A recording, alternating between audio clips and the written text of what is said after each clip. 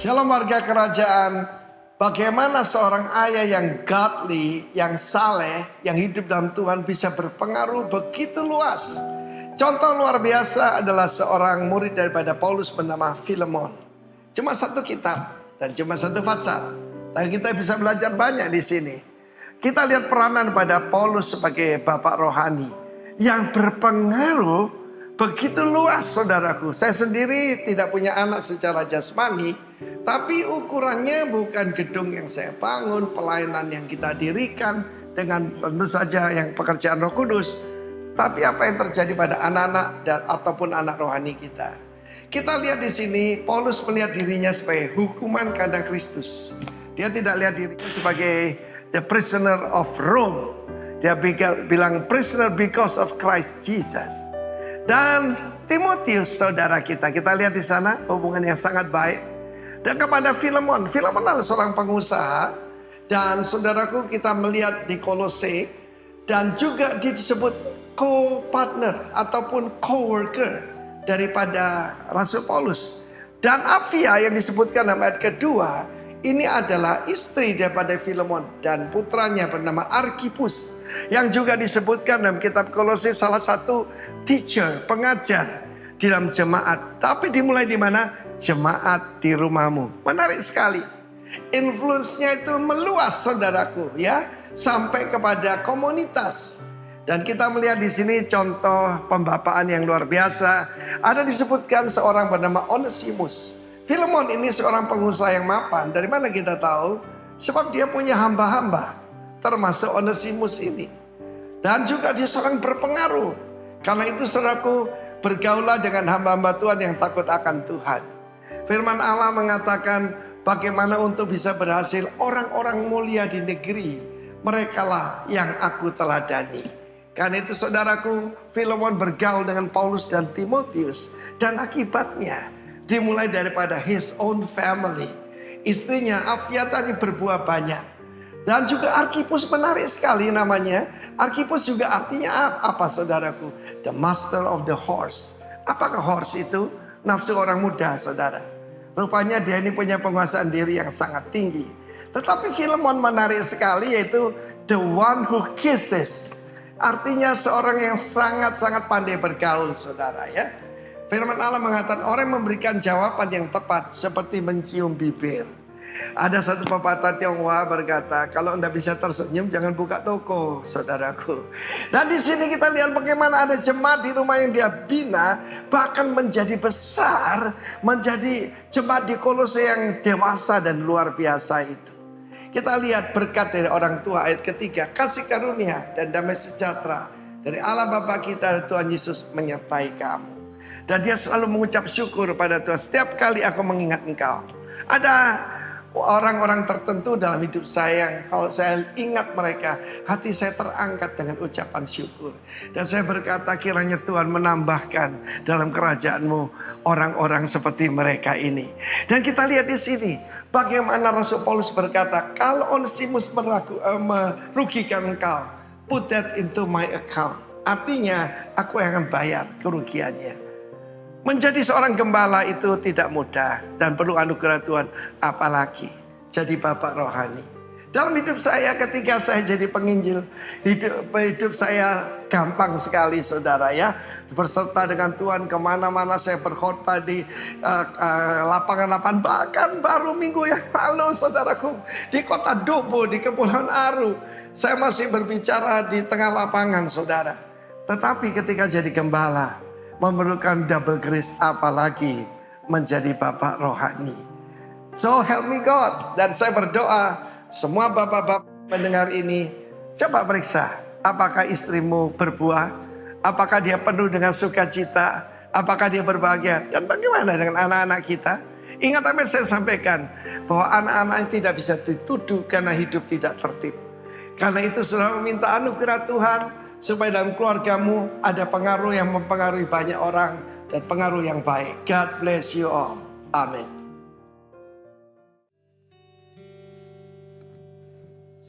Shalom. Shalom. Puji nama Tuhan. Ya. Wah, pagi hari ini saya mau kasih judul firman saya gaspol. Jadi kalau udah digas, gasnya jangan nanggung-nanggung. Yang pol ya, sampai mentok. Nah saya mau tanya, kira-kira Tuhan kan mau kita bertumbuh, betul ya? Enggak, ya ceritanya bukanlah kita menjadi orang-orang yang masih sama seperti dulu. Ya enggak. Nah Tuhan mau kita ini mundur atau maju? Maju. Majunya itu jalan apa lari? Tuhan kan mau nih kita maju nih, betul ya? Makin hari proyeknya apa sih? Proyeknya makin hari kita makin menjadi serupa dan segambar dengan Dia. Itu proyeknya Tuhan di dalam kehidupan kita. Nah, Tuhan mau pertumbuhan itu, ya, itu jalan apa lari? Pertumbuhannya, kira-kira kecepatannya. Lari. Larinya lari santai apa lari cepat? Lari cepat, makanya saya kasih judul gaspol. Ya, Tuhan mau kita gaspol, bukan cuma ke arah yang benar. Bukan cuma begini, tenang, aku udah ke gereja. Tenang, aku baca Alkitab, tenang. Semua yang kita lakukan itu adalah mungkin ciri-ciri yang sedang mengarah. Tetapi bukan itu juga maunya Tuhan. Apalagi yang ke arah berlawanan, Tuhan gak mau. Tuhan mau kita ke arah yang benar. Tapi ke arah yang benar yang Tuhan mau bukan jalan. Bukan juga lari santai. Tetapi Tuhan mau kita lari cepat, gaspol. Kenapa? Saya mengatakan begini, apakah ini yang saya judul-judulan? Bukan, ini maunya Tuhan. Yuk kalau kita membaca di dalam Markus pasal 12 ayat yang ke-30. Kasihilah Tuhan Allahmu dengan segenap hatimu. Kata segenap itu bicara apa? Sepenuhnya, semuanya. Enggak separuh-separuh, enggak salah, yang penting pokoknya jalan 10 km per jam, 25% gak apa-apa. Dari apa? Dari kapasitas kita. Kalau cuma dikasih kapasitas 100, kita jalan 25, buat apa dikasih 100? Betul gak? Sayang-sayang, sama kayak anak saya bilang ini, mama gak usah punya HP yang bagus. Saya bilang, saya mau punya HP yang bagus. Percuma ma, coba lihat. Mama pernah pakai fitur ini, mama pakai fitur ini, mama pakai fitur ini. Enggak pernah, makainya juga gak ngerti.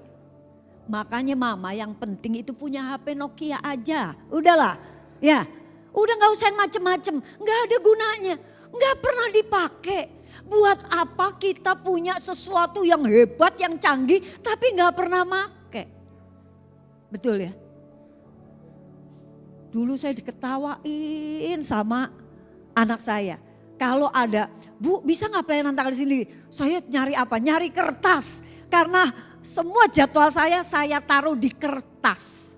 Saya tulis selama setahun tuh jadwal ini. Masa Allah mama teh punya HP ini HP bisa dipakai buat jadwal Oh gitu tak buatin dibuatin langsung sekarang sudah pakai itu. Tuhan gak mau kita cuma separuh-separuh. 3/4, 1/4, sampai mau 80 gak mau. Tuhan minta kasihilah Tuhan Allahmu dengan segenap hatimu. Dan dengan segenap jiwamu. Dan dengan segenap akal budimu. Dan dengan segenap kekuatanmu. Segenap. Itu maunya Tuhan. Itu berarti Tuhan mau gaspol. Kenapa Tuhan mau begini? Kalau kita mengasihi Tuhan enggak segenap. Ini kapasitasnya 100 nih ya. Kayak kita bensin lah. Bensin tangkinya sekian liter, 10 liter. Kita kasih sekian liter, sisanya apa? Kosong, udara, betul? Ini kalau kita nggak ngepolin segenap dengan Tuhan, maka yang akan ngisi itu adalah apa? Dunia. Pasti. Begitu kita ibadah nih udah, ayo ibadah. Kalau nggak segenap, pasti kita akan ngomong gini, 1 tahun 52 minggu loh Pak. Janganlah serakah 52 minggu mau diambil semua. Akhirnya apa? Ada minggu-minggu yang kita nggak pakai buat ibadah, tetapi mulai yang lain. Goes, salah goes? Nggak salah, boleh. Tapi kalau kita isi sedikit dengan ini, hati-hati. Mulai menikmati komunitas. Yang tadinya hari minggunya jam berapa? Oh hari minggunya jam 5. Nanti gampang jam 7 selesai. Jam 8 masih bisa ibadah. Mulai kayaknya kepagian ya kalau jam 5 ya. Mulai pindah jamnya. Jam 7 pulang jam 9. Akhirnya gak ibadah. Habis jalan biasanya juga gak langsung pulang. Biasanya apa? Nongki-nongki, betul? Kemana? Kuliner, betul? Akhirnya sepanjang hari nggak ibadah. Hati-hati, kalau kita kasih yang sedikit aja sama dunia, itu yang sedikit itu bisa jadi gede. Makanya Tuhan bilang segenap. Tuhan gak bilang gini, ya wis puji Tuhan sudah 50%, ya wis puji Tuhan. Enggak gitu loh. Wah apalagi sudah kasih 75. Kalau kita punya nilai angkanya 8, bagus kan? Gak usah 10, hati-hati. Sisanya itu bisa dikerjain oleh iblis untuk apa? Mengacau balaukan kita. Akhirnya turun. Hati-hati, hati-hati, hati-hati. Ya, nah kalau kita bisa segenap, maka apa? Kita akan cepat menjadi serupa dan segambar dengan Dia. Coba sekarang cek and recheck. Saya tuh paling seneng. Itu apa namanya tes darah. Saya seneng naik tes darah. Walaupun saya takut sama darah, bukan sama darah. Saya takut sama jarum suntikan, tapi saya seneng. Karena apa? Begitu dapat rapat gitu ya. Lihat, puji Tuhan kolesterolku bagus. Puji Tuhan trigliseridku bagus. Puji Tuhan HDL, LDL ya. Oh asam uratnya, kreatin. Seneng ngelihat begitu, sah. Nggak kayak orang sehat kayak suami saya. Sehat gak apa-apa, moro-moro stroke. Sehat gak apa-apa, moro-moro pasang ring. Paling enak tuh coba sekarang cek diri kita. Apakah kita sungguh mengasihi Dia dengan segenap hati kita. Oke, yang berikut. Kolose 3 ayat 23. Oh ya lupa lagi saya. Apapun juga yang kamu perbuatlah dengan apa? Segenap hatimu. Lagi loh.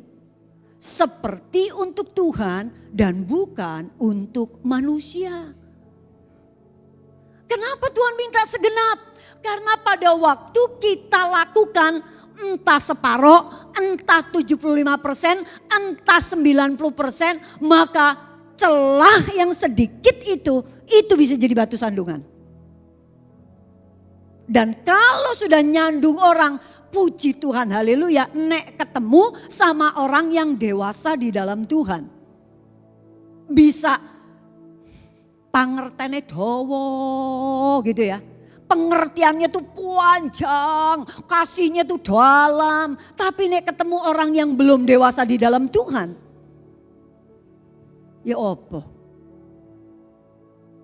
Bisa salah kaprah. Pada waktu kita melakukan segala sesuatu betul-betul seperti untuk Tuhan, hasilnya begini. Kemuliaan nama Tuhan pasti ada. Kalau begini. Kerjain apapun. Saya selalu bilang sama jemaat. Jangan kita kerja yang sungguh-sungguh tuh seperti kalau cuma di gereja. Dimanapun, di kantor kita kerja yang sungguh-sungguh. Supaya apa? Nama Tuhan dipermuliakan. Jangan apa? Aduh, Orang itu telat terus. Sopo jenenge Andreas. Wis ketok wis ya. Ono Andreas yang Andreas wis pasti wong Kristen. Iya enggak? Jenenge Andreas, jenenge wis Esther. Tapi telat kan ya opo? Betul. Kesete ora eram. Muales ora eram. Duh, kalau soal gaji cepet ora eram, soal minta hak ora cepetnya buh. Tapi kalau sudah dikasih kewajiban, ojo, yuk kita lakukan seperti untuk Tuhan. Maka kemuliaan Tuhan pasti akan nyata dalam kehidupan kita. Amin. Kita gak akan pernah bisa menyatakan kemuliaan Allah kalau kita melakukannya itu enggak segenap. Yang berikut. Roma 12 ayat 11 ngomong apa? Janganlah hendaknya kerajinanmu kendor. Jangan sampai kendor. Biarlah rohmu menyala-nyala dan layanilah Tuhan. Karena pada waktu roh kita menyala-nyala melayani Tuhan dengan roh yang menyala-nyala, maka apa? Maka gereja kerajaan Allah pasti bertumbuh. Maaf. Tuhan gak lihat apa yang kita lakukan. Tapi Tuhan melihat menjadi seperti siapa waktu kita melakukan itu. Kalau di dalam sini rohnya gak menyala-nyala, saya yakin waktu kita melakukan segala sesuatu pasti duniawinya muncul. Tapi kalau di sini kita serahkan kepada roh Allah, maka bukan keduniawian yang muncul. Hati-hati. Kita bisa melayani sembarang kalir. Kita bisa jadi pemusik, jadi singer, jadi WL, jadi pengkhotbah malah. Ya. Jadi apapun, mulmet di belakang, guru sekolah minggu, apapun. Jangan dipikir kalau kita sudah begini kita dapat poin. Sudah melayani, haleluya. Minggu ini aku dapat poin sekian. Minggu depan kita jadi haleluya. Apalagi kalau yang jadi koordinator itu kerjanya gak cuma tiap minggu. Koordinator ini, koordinator pembangunan, haleluya. Koordinator bentar lagi mau Natal, haleluya. Poinnya banyak, bukan itu yang Tuhan lihat. Yang Tuhan melihat, yang Tuhan menilai, apakah kita melakukan itu dengan roh yang menyala-nyala. Karena kalau kita melakukan itu dengan roh yang tidak menyala-nyala, kelihatan. Percaya saya, kelihatan.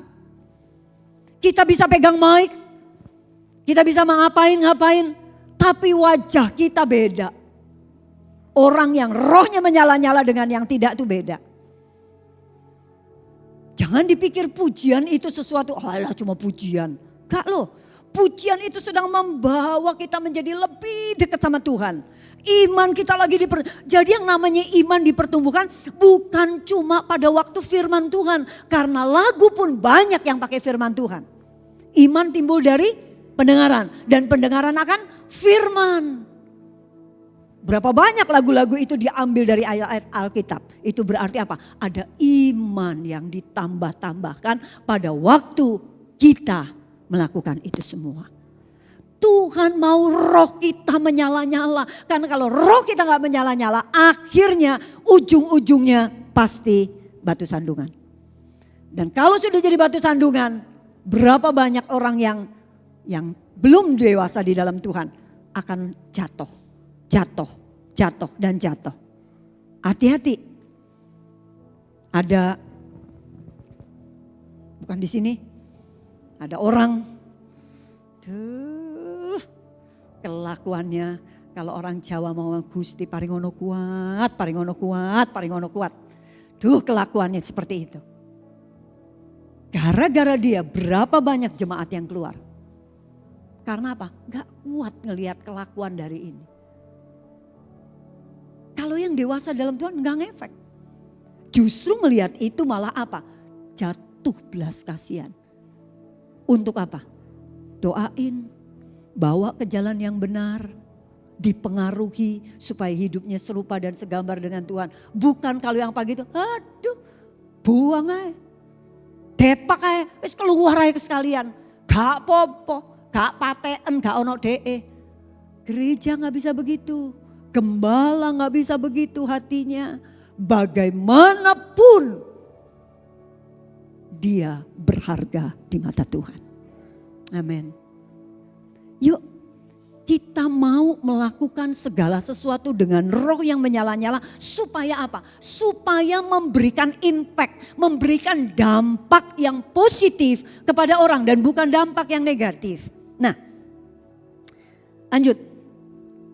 Jadi yang namanya gaspol itu berarti gak setengah-setengah. Ya, yang namanya gaspol itu enggak suam-suam kuku. Yuk coba sekarang kita cek. Dulu kita lakukan segala sesuatu pokoknya Tuhan. Tuhan. Masih gak sampai sekarang kita lakukan itu untuk Tuhan? Atau sudah mulai untuk kita, popularitas, nama baik, and sebagainya. Dulu kita apa istilahnya getu gitu apa ya? Kita nih sungguh-sungguh enggak gitu ya. Tekun enggak kita nih baca Alkitab. Rasanya kalau baca Alkitab kayak gak mau selesai. Sekarang masih enggak? Nyeletu, bukan yang getu tapi nyeletu ya. Saya kemarin bertemu dengan seseorang, saya baru dari Jakarta. Saya kunjungi dia dan saya ketemu. Ya memang sudah berumur 70 sekian saya datang. Saya tanya apa aktivitasnya sehari-hari? Cuma nonton, cuma duduk di depan TV, nonton dari pagi sampai malam. Untuk makan pun pembantu yang antar supaya dia bisa makan. Dia berdiri cuma kalau mau ke toilet saja. Kadang-kadang sore juga gak mandi. Karena gak perlu mandi, kan AC. Gak kotor, gak ngapa-ngapain. Bayangkan, saya bilang baca Alkitab gak? Enggak. Doa gak? Enggak. Padahal orang ini orang yang sangat pembaca Alkitab.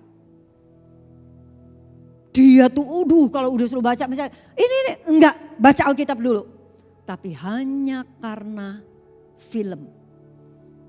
Mau drakor kayak, mau dracin kayak, apa kayak wis salah ya.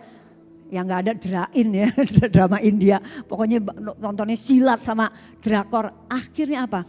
Dia sudah tidak lagi. Yuk coba kita lihat apakah kita masih ada antusias.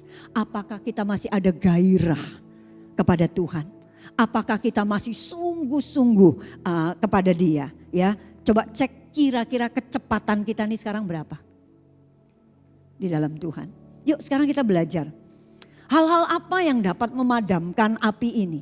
Hal-hal apa yang dapat membuat kita akhirnya terseret, mundur? Ya. Hal yang pertama yang bikin jadi seperti ini adalah apa? Jadwal yang gak seimbang. Hati-hati. Seringkali kita gak terlalu memperhatikan hal ini. Tapi kita mau belajar. Kalau kita adalah orang yang pelayanan terus. Tapi gak punya hubungan dekat dengan Tuhan. Gak ngisi dengan firman Tuhan. Pasti apa? Jatuh. Ibarat HP yang apa? Yang terus dipakai tapi gak pernah di charge. Pasti habis, lobet. Kalau udah lobet, lemot. Betul gak? Mati akhirnya. Sama, kita juga begitu. Jadi jangan dipikir Tuhan itu seneng, Tuhan itu happy kalau kita ambil pelayanan ini, ambil pelayanan ini, ambil pelayanan itu. Biasanya kalau ada event khusus, Natal, Paskah, ulang tahun gereja kah, apa. Biasanya kalau ada begitu, banyak kan yang tampil, betul gak? Wah yang main drama, yang ini, yang tadinya gak ada choir, yang tadinya begini, gak begini lihat. Yang tadinya penerima tamu, ya begitu aja. Tapi ini sekarang mungkin pakai kebaya dan sebagainya. Berapa banyak pada waktu acara, orang-orang yang ambil bagian, rame di belakang panggung. umek. Jangan lupa ya, nanti ini. Lu ingat kan, itu gayanya, itu pokoknya dari sini terus ke sini. Oke, nanti waktu aku ngomong ini. Koordinasi terus, koordinasi ini gak mari-mari. Gak selesai-selesai, terus gitu.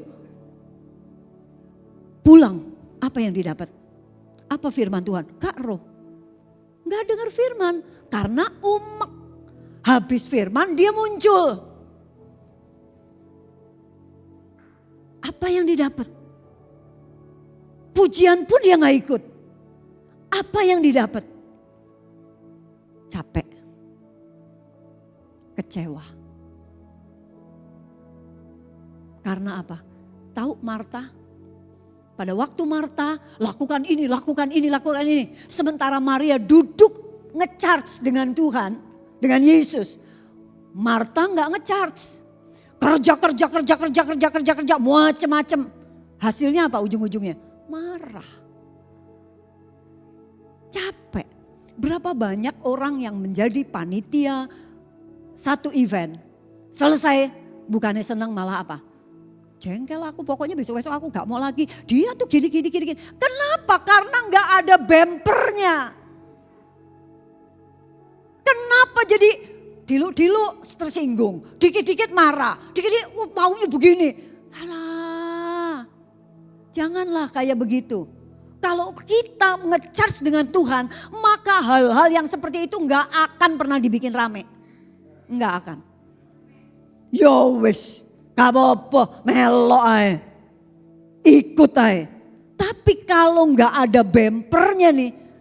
Aduh, lihat tuh kayak si Marta. Jangankan Maria dimarahin, Yesus aja dimarahin. Yesus aja bilang, tidakkah engkau peduli dengan aku? Coba bayangin. Suruh itu. Loh sopo malah nyuruh-nyuruh Yesus tuh loh. Suruh itu Maria begini. Lihat, orang kalau enggak bangun hubungan dengan Tuhan yang baik. Sekalipun pelayanan itu akhir jadi batu sandungan. Pelayanan itu pada akhirnya buat dirinya sendiri jadi capek, gerah dan tahun depan ayo ini lagi. Enggak, sudah enggak mau. Mungkin sudah enggak mau lagi atau mungkin pindah gereja. Karena apa? Jengkel. Atau sebaliknya yaitu apa? Banyak nge-charge. Pokoknya setiap ada apa datang dengar. Tapi suruh pelayanan gak gelem. Nah ini juga. Lihat kalau HP baterainya di-charge tapi gak pernah dipakai-pakai. Ya apa? Gembung. Betul gak? Rusak akhirnya. Tuhan memanggil kita bukan untuk datang bagi dia saja. Tapi juga untuk pergi bagi dia. Yaitu apa? Melayani. Melayani. Jangan jadi jemaat yang cuma apa? Melebu, mangap, mingkem, mulai. Tadi saudara semua melebu kan ya? Mari melebu apa? Mangap kabeh kan? Karena nyanyi. Saiki kabeh mingkem. Saya toh yang masih mangap. Mari mingkem, mulai. Betul apa enggak? Jangan jadi jemaat yang begitu. Ayo. Tuhan punya sesuatu di dalam diri kita. Minimal setiap orang ada satu talenta yang Tuhan percayakan. Pasti. Enggak mungkin enggak. Saya waktu di sekolah Alkitab. Wah itu yang lain-lain udah master, doktor. Saya STH, S1 dibanding yang lain-lain saya ini kecil. Udah gitu S1-nya juga dikarbit lagi saya. Karena apa? Waktu saya S1 begitu masuk STH dipotong 40% SKS-nya. Jadi begitu saya masuk saya sudah statusnya tingkat 2. Karena saya sudah S1 di luar, sekuler. Jadi udah STH-nya dikarbit dibandingin sama orang-orang yang pinter-pinter. Kadang-kadang tuh kalau mereka khotbah gini. Jadi saudara-saudara, pandangan ini. Saya dengar tuh sampai bingung. Hah? Tuh dapat dari mana ya? Kok dia tahu begitu ya? Dia ngerti benar bahasa Yunani, bahasa Ibrani, bahasa ini. Hebat betul. Saya tuh ndelongop gak tahu apa-apa. Apa yang saya lakukan? Apakah gak ada? Nggak. Saya tahu di mana saya. Saya bukan orang yang ngajar. Lain dengan Pak Gatot, suami saya. Dia hobi ngajar. Dan dia memang punya karunia mengajar. Tapi saya enggak.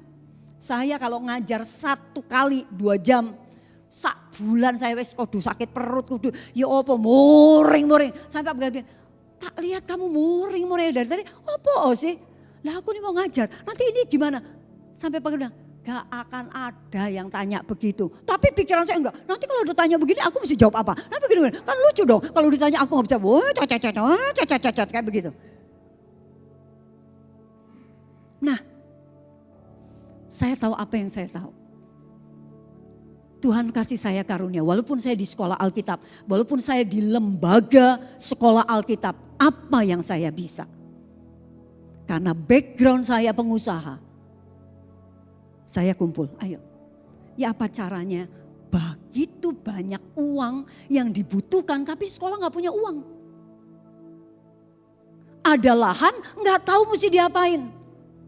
Itu kali pertama di mana saya mulai, nih mesti diginiin. Itu yang saya lakukan. Lampu nyala, siang tengah hari bolong nyala, saya matiin. Saya tidak pernah merasa terhina dengan lakukan itu sampai orang bilang, Bu Esther kan ibu rektor, kenapa ibu rektor lakukan itu? Loh emang kenapa? Karena yang saya bisa ini. Dulu orang pada telepon, wah dulu belum terlalu ada HP ya. Telepon, bayangin kalau udah telepon kan saudara tahu zaman dulu. Kalau udah di atas jam 6, maka itu biayanya 100%. Di atas jam 9 atau berapa, itu 125%. Saya lihat itu rekapannya. Waduh, rata-rata memang kantor buka jam 8. Akhirnya apa? Rata-rata di situ saya bilang nggak bisa. Toh semua tinggal di dalam kampus. Kalau mau telepon Papua, kalau mau telepon Kalimantan, kalau mereka 1 jam, 2 jam di atas kita. Datang ke kantor, jalan, telepon. Supaya apa? Kita masih dapat potongan 50%. Di atas jam 6 itu dapat potongan 50%. Saya pelajari hal-hal begitu. Itu karunia. Pasti di dalam kita minimal ada satu hal yang kita bisa bagikan untuk pekerjaan pelayanan Tuhan di tempat ini. Amin. Jadi jangan nge-charge terus tapi gak dipakai. Buat apa di-charge kalau gak dipakai? Betul gak? Buat apa saudara-saudara kita mesti jadi orang-orang yang ramah, yang ini. Mau ramah bagaimana orang kagak datang begitu. Teng selesai keluar langsung. Gak pernah ada komunikasi dengan yang lain. Bagaimana kita mau mempraktekkan semua yang namanya karakter Allah. Amin. Jadi yuk kita belajar menjadi orang-orang yang ingat kita seimbang antara terima dengan bagi. Antara kita duduk di bawah kaki Tuhan dengan kita pergi lakukan sesuatu. Nah yang berikut. Ya, tolong ya, sekarang yang belum ada ambil bagian pelayanan, ambil bagian dalam pelayanan. Banyak yang bisa. Mungkin ada yang suka dekorlah tempat ini. Mungkin ada yang suka, oh aku gak bisa apa-apa. Tapi aku kalau kesini naik mobil sendirian, jemputlah temen. Selalu akan ada sesuatu yang bisa kita bagikan. Tapi yang sudah pelayanan, hati-hati. Jangan cuma pelayanan. Duduk di bawah kaki Tuhan, ngisi ya, puji Tuhan. Yang berikut adalah apa? Noda yang gak diberesin. Ini kalau ada noda-noda ini yang bikin kita jadi kesandung, mundur. Hal yang pertama adalah dosa. Begitu, siapa sih kita yang kebal dosa? Gak ada kan? Semua manusia pasti. Makanya kenapa Tuhan Yesus ngomong, kalau doa berdoalah seperti yang aku ajarkan. Bapa kami. Dan ampunilah kami akan kesalahan itu tiap hari. Berarti yuk dosa ini kalau ada dosa yuk langsung kita apa? Beresin di hadapan Tuhan. Beresin di hadapan sesama. Saya pernah 1 kali lakukan satu kesalahan. Ya menurut saya itu benar waktu pertama. Tapi kemudian setelah saya ngomong. Tapi mau saya sorry. Gengsi dong. Mana itu kamu, prinsip kamu. Kamu tadi punya prinsip begini, sekarang kamu sorry. Berarti kan kamu gak pakai prinsip kan. Saya awalnya tahu nih saya salah. Tahu saya salah. Tapi saya kasar ngomongnya. Tapi enggak loh, dia harus tahu dong prinsipnya. Enggak Nggak bisa begitu caranya. Aku nggak mau say sorry, pokoknya prinsipku begini. Saudara tahu, berminggu-minggu saya menderita. Tertuduh, mau doa nggak enak, mau baca Alkitab nggak enak, hidup nih jadi kayak hambar. Akhirnya saya tahu apa sih sumbernya saya begini. Karena apa? Saya nggak beresin itu. Saya sudah langsung, Tuhan ampuni saya nggak mau menganggap ini sebagai sesuatu yang biasa. Tapi ini adalah dosa. Karena apa? Tuhan lemah lembut. Kenapa saya harus kasar? Hanya untuk menyampaikan prinsip kan nggak perlu kasar. Nyampein aja prinsip yang baik-baik. Gini loh, ini harus begini. Nggak bisa gini-gini. Ya tapi kan kita tahu, nggak usah. Diam, aku yang ketua, kamu bukan ketua. Itu saya waktu itu. Ampuni Tuhan, saya waktu itu ngomong begitu. Dan saya betul-betul gak bisa makan, gak bisa apa, gak bisa. Ya keuntungannya yang bagus adalah apa? Saya jadi diet begitu ya. Saya jadi kurus memang akhirnya karena itu. Mikir itu, tapi itu gak sehat. Buat apa? Buat jiwa saya itu gak sehat ya. Jadi kalau ada dosa, ayo cepat diberesin. Yang berikut konflik. Siapa yang kebal terhadap konflik? Nggak ada. Semua orang pasti pernah konflik. Karena apa? Jangankan sama orang lain. Suami istri aja rame. Betul nggak?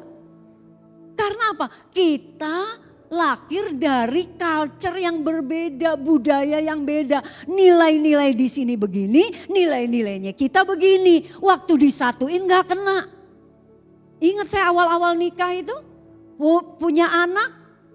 Suami saya bilang, udah sekolah yang dekat-dekat sini aja gak bisa. Kalau punya anak harus sekolah yang bagus. Tapi suami saya bertumbuh dari apa? Aku sekolah di kampung bisa tuh jadi dokter. Gak perlu sekolah bagus. Yang penting di rumah kita ajarin nalarnya. Nah ini kan konsepnya udah beda. Jadi gak bisa, pokoknya begini. Gak bisa begitu.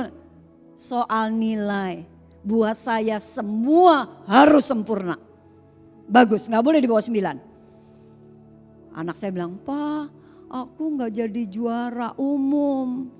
Gara-gara nilainya olahragaku kurang." Wah, waktu saya dengar begitu, saya ngomong, "Makanya kan mama sudah bilang gini." Papanya ngomong, "Gak apa-apa, papa juga dulu nilainya jelek waktu olahraga." Nah coba, ini apa gak konflik kayak gini? Konflik. Kita gak bisa menghindari konflik, gak bisa. Tapi kita kalau di dalam Tuhan kuat, maka hal-hal begitu akhirnya apa? Alah, babah. Gak usah diramein. Sejauh itu bukan surga dan neraka, gak usah rame. Gak usah rame. Pekoro sing sito, pokoknya Natal harus merah. Sing sito, gak isa, Natal itu harus putih. Sitok merah, sitok putih, sitok ijo, sitok atasan tok, sitok terusan. Perkara begitu kenapa diramein? Wis gak usah rame. Gak usah. Hal yang kayak begini ini yang nanti coba lihat kalau kita ngotot rame. Wis gak usah. Perlu apa aku jadi itu choir, gak usah. Aku gak bisa, aku gak pede aku kalau pakai baju kayak gini. Baju kok kayak gini, lah ya apa mau melayani? Ya apa mau maju? Ya apa mau kita sungguh-sungguh menyembah Tuhan? Kalau di sini jangket. Tahu ya jangket ya. Di sini ada sesuatu yang ganjel. Ya apa kita bisa? Gak bisa. Saudara tahu yang namanya lomba lari itu terserah kita kostumnya mau apa. Betul kan? Pokoknya yang penting kita gak pakai doping. Kalau kita gak pakai doping kita sah-sah aja. Tapi lihat seorang pelari, begitu dia lari, apakah dia lari sprint 100 meter per 100 meter ya. Kita akan lihat estafet, kita akan lihat bahwa apa? Mereka selalu pakai celana pendek, tangan buntung. Ada yang lari pakai kebaya? Pakai high heels? Ada? Ada? Nggak ada.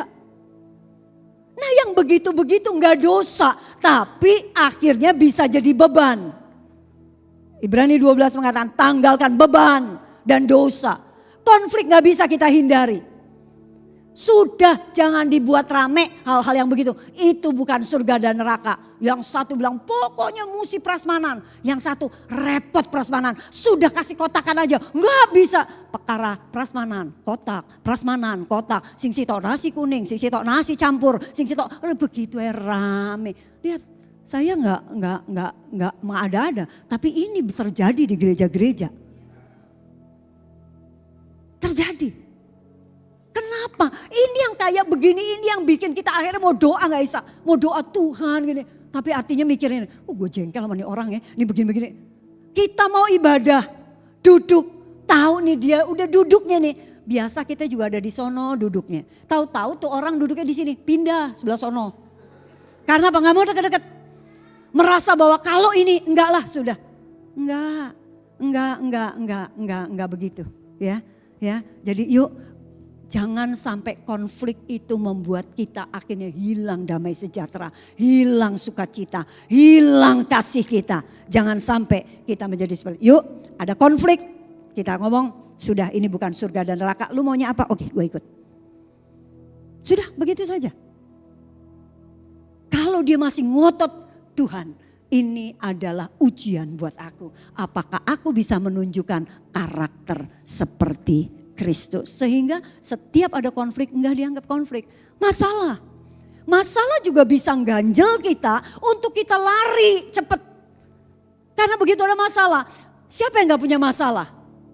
Apakah berarti kita gak punya masalah? Tidak, maksud saya begini. Masalah pasti ada, tetapi yang penting respon kita. Masalah akan menjadi masalah kalau apa? Kita mikir gini, aduh berat ya, aduh mati aku, nanti gimana. Kenapa Tuhan gak menunjukkan? Katanya Tuhan datang untuk memberikan aku hidup-hidup yang berkelimpahan. Tapi kenapa hidupku begini? Nah ini yang akan apa? Bikin kita gak bisa lari. Duduk di gereja, ibadah, kelihatannya begini, tapi pasti pikirannya melayang. Duh gimana ya? Aduh besok udah jatuh tempo. Aduh gini. Akhirnya apa? Gak bisa melesat. Masalah bisa ada tapi itu bisa beres. Kalau apa? Bukan beres persoalannya. Beresnya adalah apa? Pikiran kita. Dibikin apa? Oke Tuhan ada masalah, Tuhan tahu. Karena Tuhan tahu, Tuhan aku percaya Engkau berkuasa menyelesaikan ini. Dan Tuhan sudah bilang segala perkara dapat kutanggung di dalam Dia yang memberikan kekuatan kepadaku. Masalahnya ada tapi beres. Sehingga apa? Doa, masih ada doa. Kalau kita membaca di dalam Petrus, kita akan tahu. Kuasai dirimu dan jadilah tenang supaya kamu dapat berdoa. Gimana dosa, konflik, masalah bikin kita tenang? Nggak bakalan bisa tenang. Kemrungsung. Pikirannya jadi kacau, campur aduk kayak mie kocok. Kalau ada masalah, ada konflik, ada dosa. Bagaimana kita bisa berdoa dengan iman? Tidak akan mungkin. Gimana kita berdoa dengan kasih? Nggak akan mungkin kalau masih ada begini dan kita anggap ini masalah. Ini noda yang tidak kita bereskan. Yesaya 59 mengatakan, tetapi yang merupakan pemisah antara kamu dan Allahmu ialah segala kejahatanmu dan yang membuat dia menyembunyikan diri terhadap kamu sehingga ia tidak mendengar ialah segala dosamu. Hati-hati, konflik jadi dosa, masalah jadi dosa, dosa ya dosa. Yuk, ada bereskan, ada beresin sehingga apa? Noda itu tidak menjadi besar, noda itu tidak terus melekat kepada kita. Begitu ada kebaskan itu supaya apa? Kita tetap enteng dan larinya surut. Gitu. Itu sama aja kalau kayak Pinocchio, bohong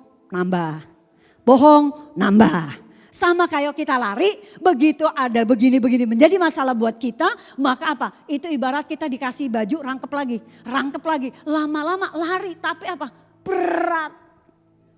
Dan kalau sudah begitu, resiko jatuh sangat tinggi. Yang berikut, gaya hidup yang gak mendukung.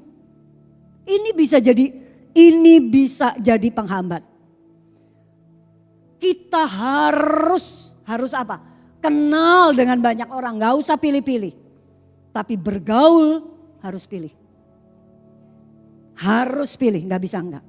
Karena apa? Kalau kita bergaul dengan orang-orang yang toksik, kita juga jadi toksik. Karena apa? Kalau kita dikelilingi orang-orang yang gak ada gairah sama Tuhan. Kita ada masalah, aduh gimana ya aku ada masalah. Kita lagi lemah, sampai akhirnya komennya kita begitu. Aku ada masalah, rasanya aku gak kuat, berat. Kalau orang yang gak ada gairah bilang, iya memang udah begitu, gue juga ada masalah, gue juga udah pusing. Bagaimana nih kita, yuk kita bunuh diri sama-sama yuk. Nah, nggak bikin kita maju, malah bersepakat, berkonspirasi, melakukan sesuatu yang nggak benar. Hati-hati. Gue gak bisa nih kayak begini nih. Suami gue ampun kayak begitu. Gue udah ini, gue apa aja gue salah. Dia gue tuh heran, duit juga gue susah banget mintanya begini-begini. Dulu gue tahu begini, gue kerja. Katanya gue gak boleh kerja, katanya gue suruh ngurusin anak. Sekarang gue udah ngurusin anak, begini gue gue gak dikasih duit. Aduh begini-begini. Terus dia ngomong gini, iya suami gue juga begitu. Makanya kita gak bisa begini. Oh firman Tuhan bilang tunduk, gak bisa tunduk. Orang zaman sekarang, kalau zaman dulu tunduk boleh. Kalau sekarang tunduk makin gede kepala. Ya udah yuk kita, bikin konspirasi. Ingat, jangan kamu sesat. Pergaulan yang buruk merusak kebiasaan yang baik. Kita nih gak suka makan. Tapi kalau kumpulan kita hobinya kuliner, lihatin kita. Lama-lama kita kan jadi hobi makan. Betul apa enggak? Kita nih gak suka. Foto gak suka. Alah gak usah foto-foto, gak usah. Tapi kita ketemu sama orang-orang yang dikit status. Cekrek, cekrek. Lama-lama akhirnya kita juga ngikut. Cekrek. Hati-hati. Bergaul dipilih, cari orang-orang yang sungguh-sungguh dengan Tuhan. Karena kalau kita cari orang yang sungguh dengan Tuhan, maka waktu kita lemah, kita akan dikuatkan, kita akan ditopang. Bagaimana kalau kita lari, pas lari kita mulai oleng, hubungan dengan orang yang oleng juga ambruk dua-duanya. Betul gak? Tapi kalau kita hubungan dengan orang kuat, waktu kita kuat lagi ayo tak pegangin, ayo kita jalan sama-sama. Akhirnya kuat sampai di garis finish. Hati-hati. Itu sebabnya gak bisa enggak. Kita harus penuh dengan Roh Kudus untuk kita bisa gaspol. Karena apa? Tetapi apabila ia datang, yaitu Roh kebenaran, ia akan memimpin kamu ke dalam seluruh kebenaran. Cuma Roh Kudus yang akan membawa kita kepada seluruh kebenaran. Hanya Roh Kudus yang akan membawa kita menjadi orang yang serupa dan segambar. Hanya Roh Kudus yang akan memampukan kita menjadi orang yang mempermuliakan Tuhan. Hanya Roh Kudus yang akan membawa kita menjadi orang-orang yang bisa dipakai dengan sangat maksimal oleh Tuhan. Supaya kerajaan Allah di muka bumi ini berkembang. Sebab ia tidak berkata-kata dari dirinya sendiri, tetapi segala sesuatu yang didengarnya itulah yang akan dikatakannya. Dan ia memberitakan kepadamu hal-hal yang akan datang. Ia akan memuliakan aku, sebab ia akan memberitakan kepadamu apa yang diterimanya daripadaku. Seringkali Roh Kudus itu hanya diingat pada waktu pencurahan hari Pentakosta. Setelah itu selesai, tutup buku, simpen di lemari. Nanti satu kali tahun depan buka lagi itu filenya. Tanpa Roh Kudus kita gak bisa. Tanpa Roh Kudus kita gak akan jadi. Tanpa Roh Kudus kita gak akan serupa dan segambar Dia. Amin. Amin. Yuk kita gak tahu Tuhan datang kapan. Kita gak tahu. Yang pasti minimal begini. Yang wis tuwek-tuwek, neng wis tuwek, ojo biayaan. Ojo pencilatan yang wis tuwek-tuwek itu loh. Yang tuwek-tuwek itu ayolah lebih. Zaman sekarang sudah tua masih gemeder mbak mantu mbak ini. Aduh gak zaman. Di hadapan Tuhan tuh aduh lu buang-buang tenaga, buang-buang waktu. Jangan, justru sudah tua yuk kita makin akur sama yang lain. Justru kita mesti jadi berkat buat yang lain. Amin. Jo wis tuwek biayaan naik gak pernah neng omah moco Alkitab berdoa. Yang muda-muda kita gak tahu umur, betul? Kita gak tahu umur kita kapan. Yuk sungguh-sungguh segenap kita mau gaspol di dalam Tuhan. Supaya Anytime Tuhan datang, kita siap. Bukan seperti. Ada yang bilang begini, pokoknya aku selamat. Selama aku ikut Tuhan, pokoknya aku selamat. Betul. Selama kita percaya Tuhan, kita pasti selamat. Betul. Tapi jangan lupa, mengisi keselamatan itu hidup di dalam kekudusan.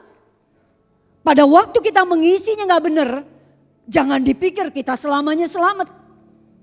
Saya percaya GBI Rock juga punya paham yang sama. Bukan sekali selamat, selamanya selamat. Dan kita juga kalau selamat jangan sampai di hadapan Tuhan kita seperti orang yang diambil dari dalam api. Cemong-cemong, jelek, compang-camping bajunya karena kebakar. Biarlah waktu Tuhan jemput kita, kita cantik seperti mempelai. Karena apa? Setiap hari kita tahu kita harus gaspol. Harus gaspol, harus gaspol. Ada apa? Beresin. Ada apa? Beresin di hadapan Tuhan. Supaya apa? Enggak ganggu kita. Larinya kayak di tol, set gitu, cepet. Amin. Colek kiri kanan, gaspol ya. Jangan sampai kak gaspol ya. Harus gaspol. Mari kita tundukkan kepala dan kita akan berdoa.